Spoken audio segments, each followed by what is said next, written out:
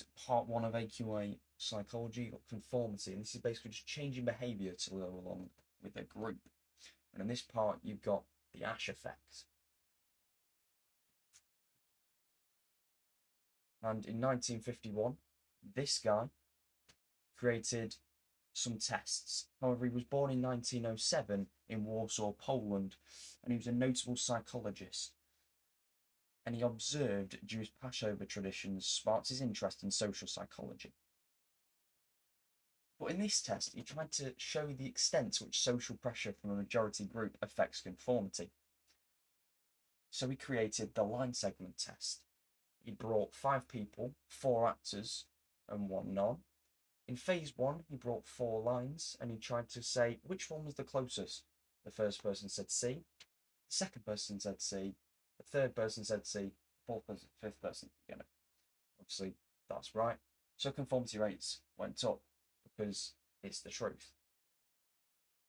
Then in phase 2, he tried to do the same thing. However, people responded a different way by going C, which is incorrect, obviously, because it's A, then C again. Then the non-actor gets a bit confused. So he just follows along to try not look stupid and try to fit in with the group. However, if you extend the table and add more people, 6 people, it goes up. 7 people, it goes up. 8 people, it goes up. If you add a 9th, it doesn't go up. The limit is 7 actors.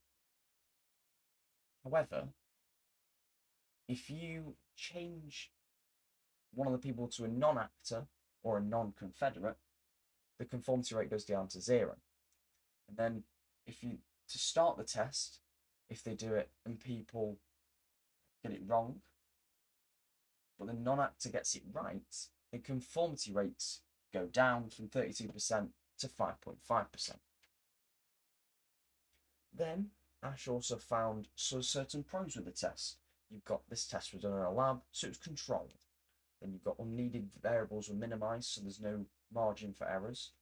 But he also found 3 factors for conformity. He found group size, unanimity, and task difficulty.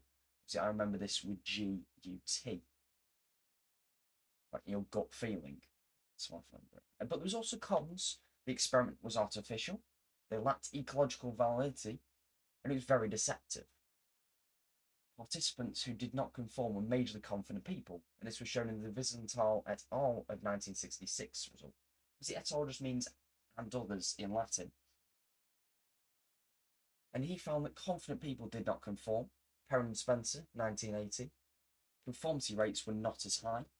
And Eagley and Carley in 1981, just Eagley in 1987, found that women are more likely to conform as they did not like conflict. And men are more assertive and more dominant in those factors usually. So that wraps up AQA psychology, conformity, Asch effect.